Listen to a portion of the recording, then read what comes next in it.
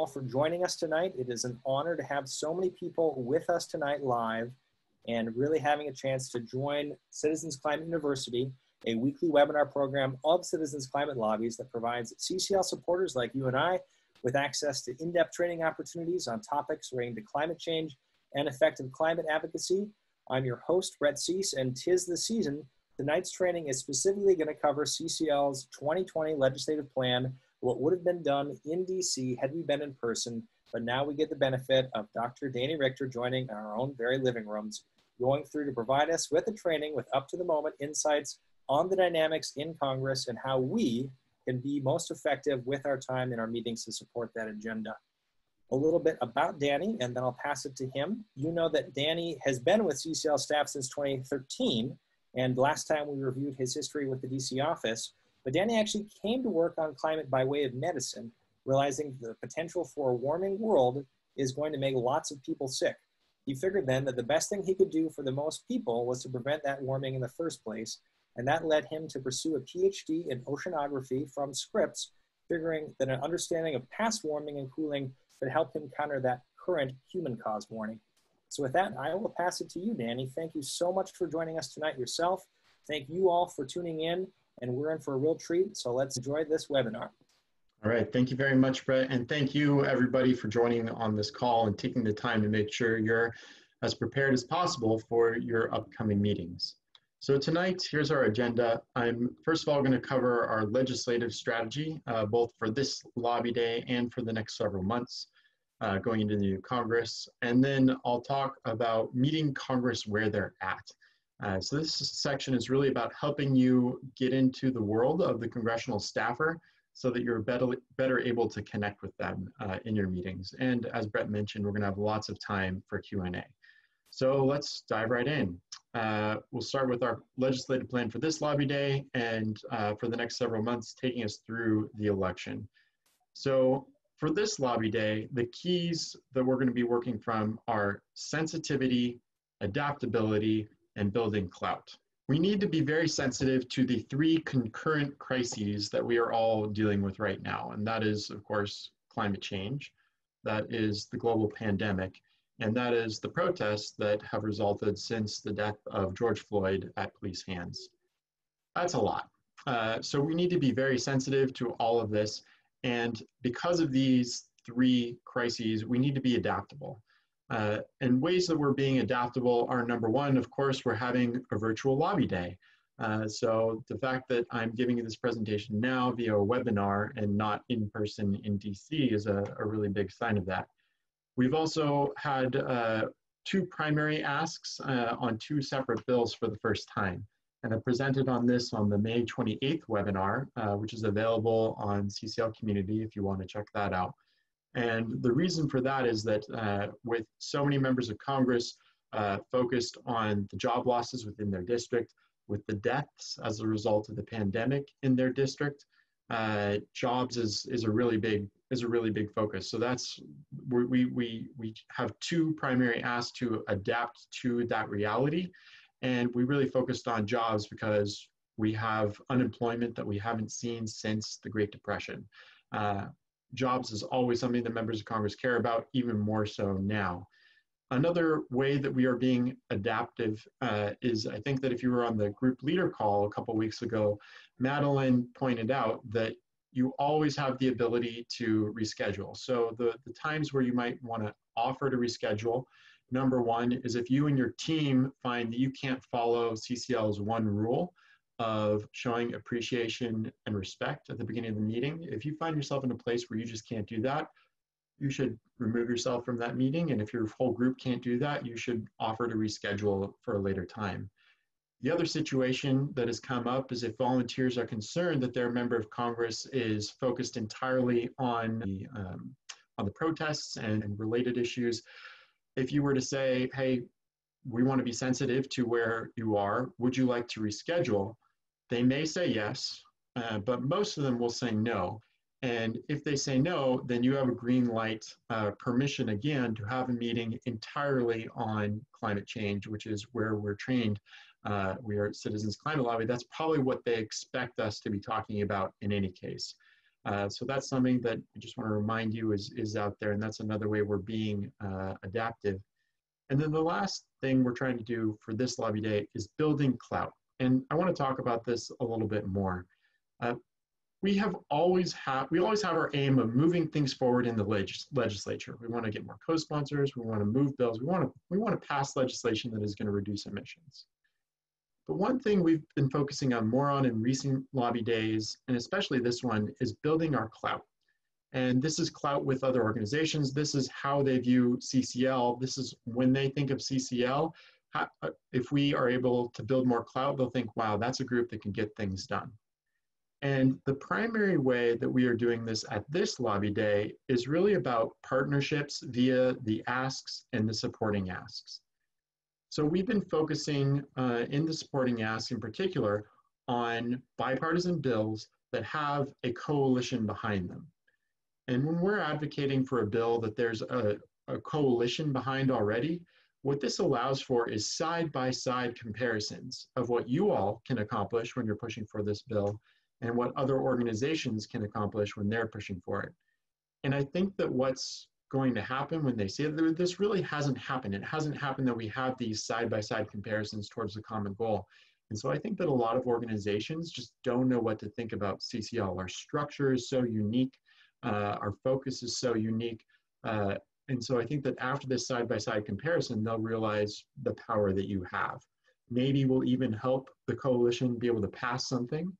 And this is where the clout comes in. Hopefully that will lead to future invitations to be at the table. When they're seeking input from stakeholders, when they want to pass legislation to get climate legislation passed, reduce emissions, after we've built enough clout, they'll be saying, where is CCL? We need them at the table. So that's how we're trying to build clout. And I also want to say with that, we are going carefully with that. We do recognize that our focus has been a key element of our success, and we really, really, really don't want to lose that key. So while we are expanding to have more bills with coalitions behind them, we are still maintaining focus. So those are the keys to this coming lobby day: sensitivity, adaptability, and building clout.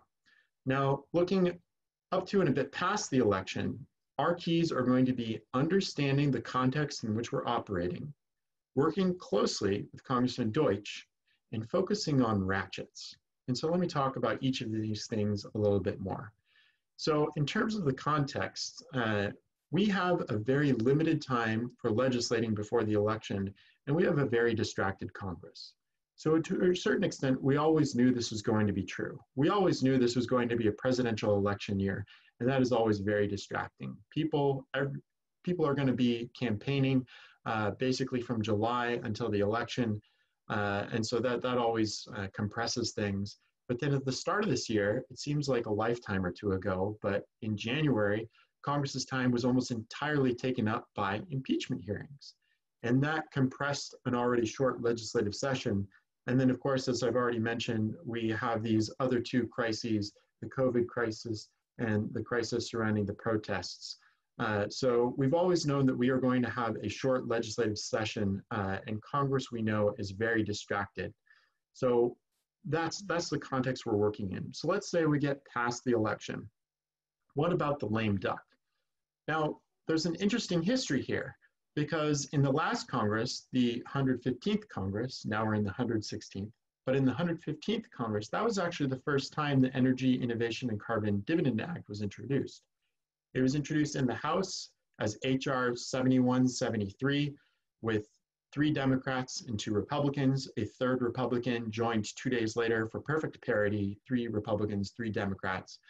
And then 3 weeks later, also in the lame duck, on literally the last day of the session, the Senate companion bill, S-3791, was introduced with a Republican senator and a Democratic senator. And the reality, especially with the Senate bill, is I didn't know that was coming. I knew that the House bill was coming in advance, or I was trying very hard to make it happen and thought it might happen. But with the Senate bill, I had no idea that was even a possibility until 2 weeks before it was introduced. And the very day of its introduction, I was assured that day by the offices involved that it would not be introduced. And then a couple hours later, they told me, nope, just kidding. So we know that things can happen very quickly in the lame duck, but it's really hard. And we all have to remember the lame duck is always chaotic, particularly after a presidential election.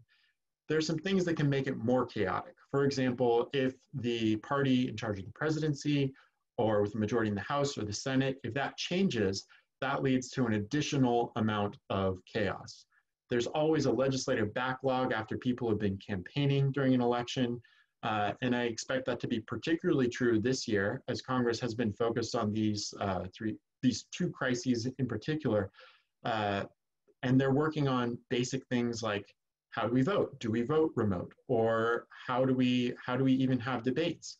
There's some really basic things that pretty much guarantee a legislative backlog, and priorities, things that Congress needs to get passed, are going to be pushed to the lame duck. Then, of course, things you always have out in a lame duck, you have staff turnover. All the staff who are working for a retiring member or a member who didn't win re-election, they need to find new jobs. There's the literal moving of offices. For those of you who have been on the Hill in November, you noticed there's a bunch of furniture in the hallways. And so there's this actual physical moving.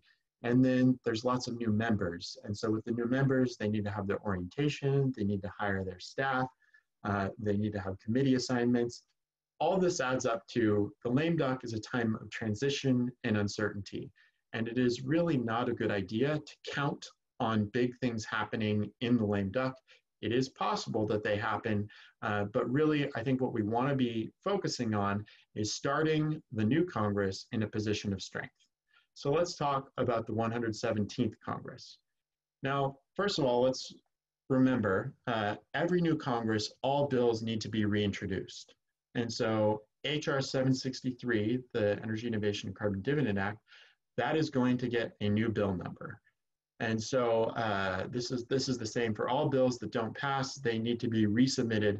And if they're not resubmitted, they're not up for discussion. And the key for us in the 117th Congress is going to be working closely with Representative Deutsch. And here I want to really say something. Sometimes we get a bit lazy here in CCL and we refer to HR 763 as our bill, but that's not really correct. We played a role in helping get it introduced and in the formation of that bill, but it is now Representative Deutsch's bill. He is the sponsor on that bill. He is the one who is most responsible for moving it forward. And it is most appropriate to say that it is Deutsch's bill. So some things that we need to work closely with him because we are going to remain interested in this bill. We want to support him by finding more co-sponsors, especially Republican co-sponsors, but we still are very interested in adding Democratic co-sponsors. We want to support him on technical fixes. So for example, there's some very, very straightforward, very basic things that need to be updated for if a bill needs to be reintroduced. Right now, HR 763 says that it starts this year in 2020, but the 117th Congress starts in 2021. And so we need to update that start year so that it's appropriate for a bill that is introduced in 2021. It would make no sense to say that it starts in 2020 when 2020 is behind us. In that vein, we also need to update the schedule of emissions reductions, which is right now in section 9903, so that we're still getting to a science-based target by 2050, and now we just have less time to do that in. So we want to help advise Congressman Deutsch on doing this. We also want to support his goals for reintroduction. At the start of this Congress, Congressman Deutsch really wanted to have this bill introduced early. And it was in fact introduced on January 24th of the new year, 2019. It is our expectation that he will want that again. And so what we are going to do to support Congressman Deutsch in that goal is we want to make sure that we are helping him find a Republican co-sponsor. He remains interested in keeping this bipartisan. So of course, Rooney is retiring, want to help him with that. Want to make sure that we get him advice on those technical fixes early so he can get it through Legislative Council. That can take a couple of months to get something through Legislative Council, so we want to get that to him in plenty of time. And I'll talk about this a little bit later, but in especially our November lobby day, we want to be talking to all the current co-sponsors who are coming back, make sure they're ready to, they're in touch with Deutsch's office, and that they're ready to again hop on as co-sponsors, original co-sponsors when it is reintroduced in the new Congress. And the last thing here that I want to highlight is we need to remember that we are not the only game in town. And for most people, we're not even their favorite game in town. This is not the only climate solution under discussion. And we still have a lot of work to do to, as I said last June, to earn the inside track to become the easy, good solution. But we also need to be realistic that depending on how things go, there may be other bills that are moving. And you can expect that what we're going to do is we're going to evaluate those new bills through the same lens as we evaluated HR 763 when it was in discussion. And that was, we need to make sure that whatever bill comes out takes a big chunk out of climate emissions, carbon emissions, and that it is good for low-income households in this country. Those are our two red lines. And whatever solution is being discussed, we're going to look at it through those lenses. So how do we help Congressman Deutsch start from a position of strength? How do we earn that inside track? As I said previously, we want to focus on ratchets. Now, with a ratchet wrench, that only does work in one way. If you push it the other way, it just goes click, click, click, and it doesn't actually turn the screw or the bolt that you're trying to turn. So we want to focus on things that only go one way. So what do I mean by that? What are some things that only go one way? Well, co-sponsors is one thing that only goes one way. Once you're a co-sponsor on a bill, the congressional record will show that you were a co-sponsor on that bill. And that means that you, at this point in time, you have tied your reputation to this bill and you've said, this and something like it, I am willing to support. That's a ratchet. They can't undo that. And so we want co-sponsors on the bill. We want them to be ready to be back on the bill in the new Congress. And we're particularly interested in members of Congress, co-sponsors who are on the committees of jurisdiction. Right now, we're doing quite well on that. I think our current totals are at 6 on Ways and Means, 15, I think, on Foreign Affairs, and 6 on Energy and Commerce. I think that's correct.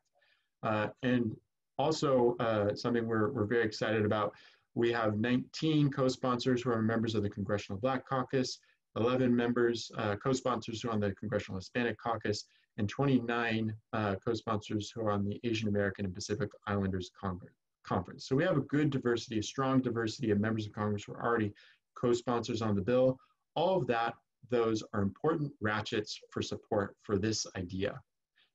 Other ratchets are endorsements and statements of support. Let me talk about the difference here, because this can often be confusing. An endorsement says, I or the organization I represent support this bill as is, and we want to see it passed as is. A statement of support has a little bit more nuanced. It might be for an endorsement as well. You can do both, but a statement of support on its own says, we think this is a good idea, we support this, but it allows, in their own words, for them to say some things that they would like to see that are different. But it still sends a strong signal to members of Congress that this is a good idea from the person or from the organization who is writing this bill. And these are also ratchets. Once they're written, you can't roll them back. And this also speaks to a concern that a lot of you have had about the bipartisanship of this bill. And I want to assure you that I share the concerns that we have one Republican on this bill. I would love to see more Republicans on this bill. But here in these other ratchets, to me, is really what we've earned with just having that one Republican on the bill. It was clear to us, made clear to us, that some of those statements of support were only issued because we had that one Republican. So for example, the U.S. Conference of Catholic Bishops, they wrote a great statement, but we knew in advance the only way they would write that statement was if this was a bipartisan bill. That's really important. Another example is the Silicon Valley Leadership Group. This is a trade association with companies that have a presence in, but are not necessarily headquartered in Silicon Valley. And it includes companies like Google, like Facebook, like Alaskan Airlines, like Coca-Cola. Lots of companies whose name you would recognize. And the Silicon Valley leadership has issued a statement of support in principle. So they support this in principle. For them as well, it was essential that it be bipartisan, and for them, having Rooney on checked that check that box. Now, why is this important? This is important because Francis Rooney hopped on this bill without those endorsements, without those statements of support. Now that there are those endorsements and those statements of support, and these are ratchets, they only go one way, they can't be undone, that decreases the distance that the next Republican has to jump to hop on this bill.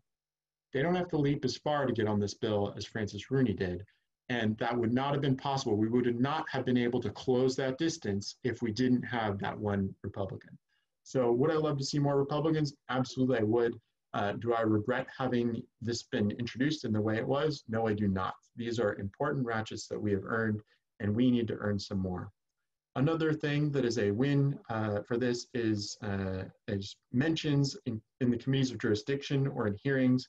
And in this last Congress for hearings, carbon pricing, carbon tax, or carbon fee came up in 28 different hearings in Congress.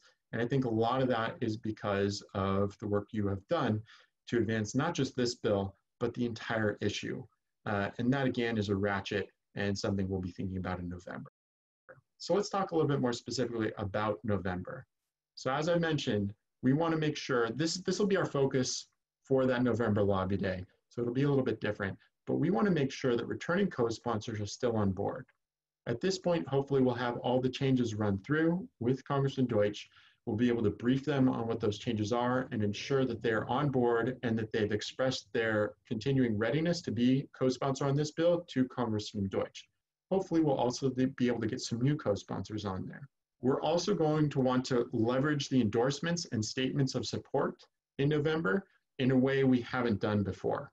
We want to use the ones we already have and the ones we're going to get between now and then to remind all members of Congress that the gap of support that they would have to jump is now shorter than they thought it was. And this is an important time as well to cue more wins in the committees of jurisdiction. Another thing that's going on in the lame duck is both parties and their representatives on committees are figuring out what their plan is, not just for the next year, for the next 2 years. So having a presence in the lame duck enables us to get in there in this formative time and really raise this as a priority and help them think through and prioritize carbon pricing as they're laying out their agenda for briefings over the next 2 years. So those are things that we're going to be focusing on in November. So to summarize this section, for this lobby day, we are focusing on sensitivity, adaptability, and building clout. For the next 6 to 7 months, we are recognizing the context we're in. We're dealing with limited time and focus for members of Congress, and we're going to focus on supporting Representative Deutsch and his goals to reintroduce an updated bill in bipartisan fashion early in the 117th Congress. We're also going to be focusing over the next 6 to 7 months on ratcheting up support for this bill in lasting ways that make it easier for future co-sponsors to hop on this bill. All right, so now let's talk about meeting Congress where they're at. The first key always with meeting Congress where they're at is to remember that they're human beings. Staff and members are in fact humans. And I remember that when I was first starting to lobby with CCL as a volunteer, I had this other perception that politicians were this different species of creature that didn't feel the same feelings or stresses that I do, but that's just not true. They are in fact human beings with human emotions, human limitations. Another thing that helped me as I was going into this was to remember that the staff have to be nice to you. You're a constituent. And if for some reason they are not nice to you, it's probably because they are overworked and under-resourced. The amount of funding to pay for House offices hasn't increased since the 1970s. And so you have a lot of generally young people who are doing public service for their country, who are working in a very stressful situation. And if you can show that you understand the difficulties they're going through, if you can demonstrate, that's a great way to change the tenor of the discussion. If that staffer, that overworked and under-resourced staffer, happens to forget that they have to be nice to you. And another thing that's really important is to remember that they've just lived through the same 3 months that we have. It's as awful as it's been for us, it's been as awful for them, but because they're hearing the horror stories from their district and having to deal with angry and upset people, it's just possible it might have even been worse. So remembering their humanity is very important. Also, so as humans, some staff will be distracted, but some staff are going to be completely on their game. And you don't really know what you're going to get until you're in there. So my recommendation to you is to plan for success. Plan your meetings as if you have a staff member who has read the resources you send in advance and is fully ready to engage. Because if you plan for that, then you're going to be able to go deeper, go further. So have your open-ended questions ready to go, have a game plan, plan for success. Just remember that because they're working under such high stress positions and there's been so much that's changed, you are very likely to have challenges. You're very likely to have staffers who aren't able to give you their complete focus, and that's okay. That's just the world we live in today. That also points to this disparate response, a larger theme, and that is that every office is different. This is something we've been struggling with since the pandemic began. Among many other things that members of Congress are, fundraisers, public speakers, they're also managers, and some are better managers than others. And so just remember that you may have, if you're having 3 meetings, some of your meetings may be very different, and part of that is going to be because your member of Congress might be a really good manager, or they might have room to improve. And the last thing here is to remember to treat them like professionals. And this really, I think, with respect to the protests, I know a lot of our volunteers have been very much affected by this and really want to, are really emotionally involved in this, and that's wonderful. But remember, they agreed to have a meeting with Citizens Climate Lobby, and they expect this to be on the topic of climate, and they get paid to handle many issues all at the same time. So my recommendation to you is to treat them like a professional. Maybe you do want to say something at the beginning, but you don't want to take up too much time talking about something that is not the meeting they agreed to have. Certainly you want to acknowledge the difficulty that they're going through and dealing with so many crises, but deal with that, address it early if you feel it's necessary, and then move on to our issues, move on to the meeting we agreed to have, spend as much time as you can talking about climate. Some last thoughts to bear in mind for this particular lobby day, there are a large number of retirements. And so I think we had around 55, I think it was 55 people who are either not coming back or announced their retirement. And so the staff in their office know that come January, they're not going to have a job where they do now. And so you have the regular staff shuffle after an election.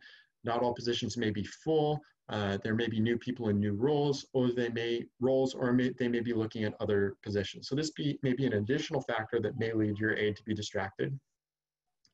And then another thing is, in the spirit of being adaptive, this is our first virtual lobby day. So really work on that practice transitioning between lobbyists. We're not going to be able to look each other in the eye or nudge each other or kick each other under the table. So we need to be really good on transitioning from one person's part to the other person's part. That's really important. And you should expect excuses regarding these other crises. What the manifestation of all these elements that I've been highlighting about these staffers being human is that they're going to feel the need to excuse themselves, why they're not as on their game as they're accustomed to being. And when they bring this up, what you can do is you can virtually point to the text in bold that is in bold at the top of both primary asks, which says, we know this crisis has to be your top priority. Point to that and say, yes, we know this has to be your top priority. Thank you for being responsive to your constituents, and move on. And I think that what that will do is that will help them indicate that, yes, you really get it. The organization you are there representing really gets that this has to be their top priority. And once you get past that block for them, they're going to be more open to what you have to say. They're not going to be worried about how they haven't been able to prepare or how they're not going to be able to meet your expectations. Because I think the vast majority of staff really do want to be able to help and connect with constituents when they're in their meetings. So those are some tips on how to be prepared for your meetings.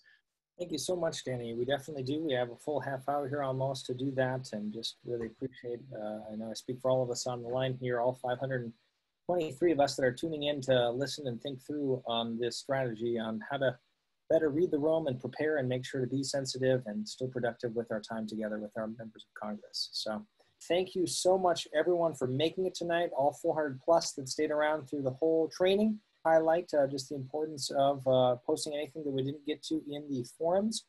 It is such an honor to continue to learn and work together and make the big impact that we're going to have next Tuesday, Thursday, Wednesday on the Hill. And with that, I'll leave it to you, Danny, for any closing words of inspiration or perspective. Go get them. All right. With that, have a wonderful rest of your evening, everyone. I'll unmute all lines, and we look forward to seeing you all at the conference this weekend. Thank you, Danny. Thank you very much. Thank you for listening to this episode of Citizens Climate Lobby's training program. You can tune into more episodes anywhere podcasts are available. Inspired by what you heard today? Join Citizens Climate Lobby to advocate for bipartisan climate solutions. Go to community.citizensclimate.org to find more trainings, resources, your local chapter, national action teams, discussion forums, and more. Be sure to like our Facebook page and follow us on Twitter and Instagram at Citizens Climate. We also invite all of our listeners to subscribe to our YouTube channel for more inspiration. And together, we are creating the political will for a livable world.